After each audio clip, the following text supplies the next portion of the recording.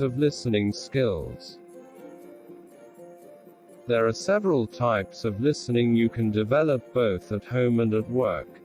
Let's explore 7 of these types of listening, why they matter, and what they can look like. 1. Informational listening. When you want to learn something, you'll use informational listening to understand and retain information. It usually takes a high level of concentration to perform this type of listening. That's because you need to be highly engaged to understand a new concept. You also need to apply critical thinking to what you are learning. This is so you can understand what you're learning within the context of relevant information. Some examples of informational listening include work training, self-paced learning at home or at work, listening to an educational ebook, coaching. 2. Discriminative listening. Discriminative listening is the first listening type that you're born with. Everyone innately has discriminative listening skills. You use this type of listening before you even know how to understand words. Instead of relying on words, discriminative listening uses tone of voice, verbal cues, and other changes in sound. Discriminative listening is how babies understand the intention of a phrase before they can understand words. If someone speaks to them in a happy and amused tone of voice, they'll smile and laugh back. You can also use nonverbal cues to listen and analyze.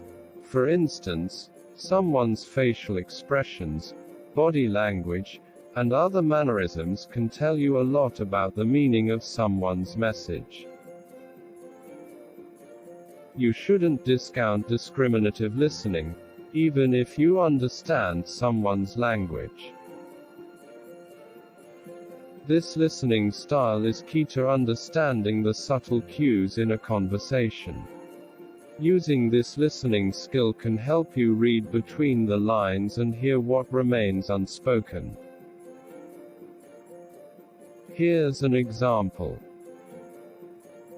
Let's say you ask one of your colleagues if they agree with a course of action. They say yes, but you can tell from their body language, such as shifting uncomfortably, that something is wrong. Using your discriminative listening skills, you can pick up on this and ask them if they're certain. You can also ask if something is going on that they'd like to discuss. 3. Biased listening. Biased listening is also known as selective listening. Someone who uses biased listening will only listen for information that they specifically want to hear. This listening process can lead to a distortion of facts. That's because the person listening isn't fully in tune with what the speaker wishes to communicate. Here's an example. Let's say your superior is briefing you on a new project. You're waiting to hear about the details of this assignment because you've been excited for a long time about it. Because you're so focused on the details of the assignment, you don't fully hear everything your superior says. As a result, you hear your superior explain how you'll be judged on this project, but you don't fully process it. Because you don't have this information, you may not perform as well as you could if you had understood all the details. 4. Sympathetic listening. Sympathetic listening is driven by emotion. Instead of focusing on the message spoken through words, the listener focuses on the feelings and emotions of the speaker. This is done to process these feelings and emotions. By using sympathetic listening, you can provide the support the speaker needs. You can understand how they're really feeling, not what they say they are feeling. The speaker will feel heard and validated when you take the time to pay attention in this way.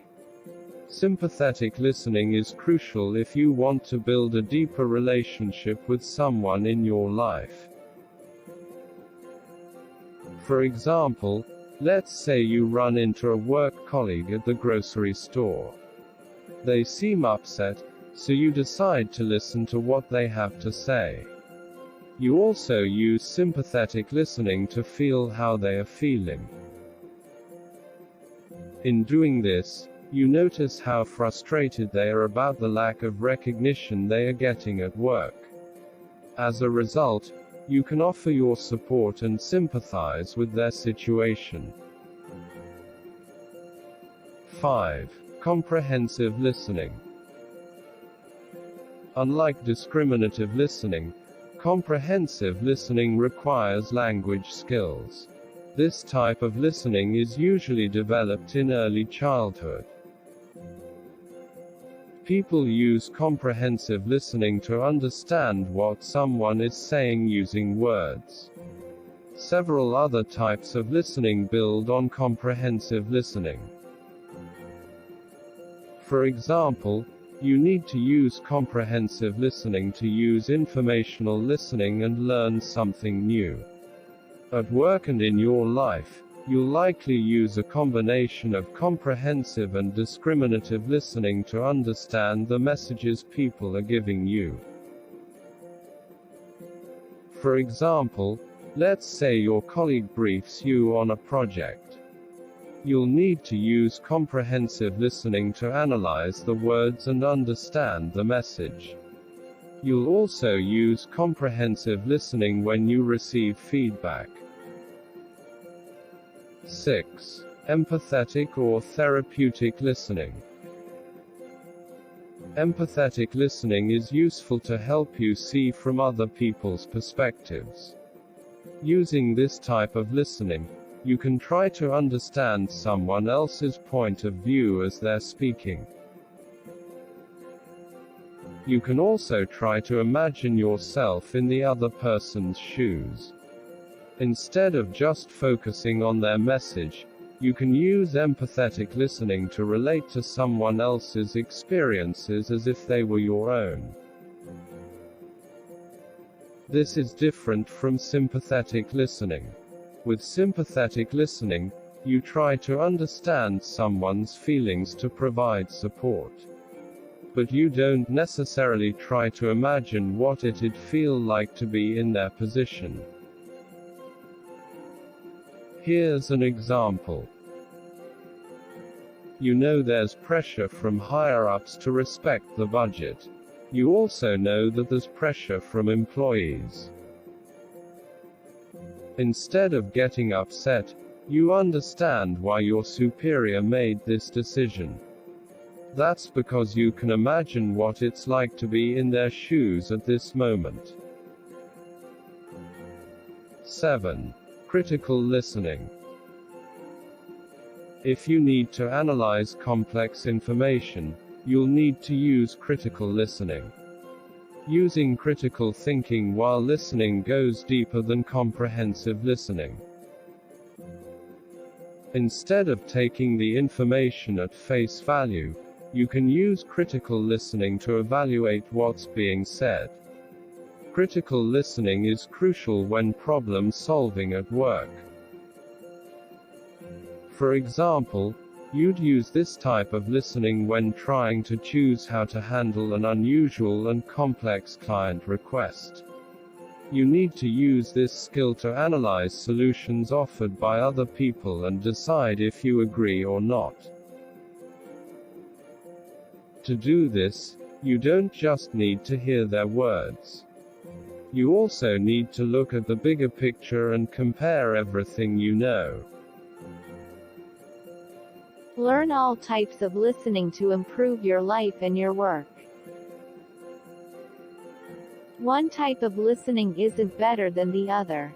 Instead, these 7 types of listening work together to help you better understand the messages you receive. By being a good listener, you can become a better communicator, avoid misunderstandings, and learn new information more easily. If you're struggling to become an active listener, you're not alone. You can make it easier to work on those skills through coaching from experts at BetterUp. Schedule a coaching demo today to see how it can help you become a better listener.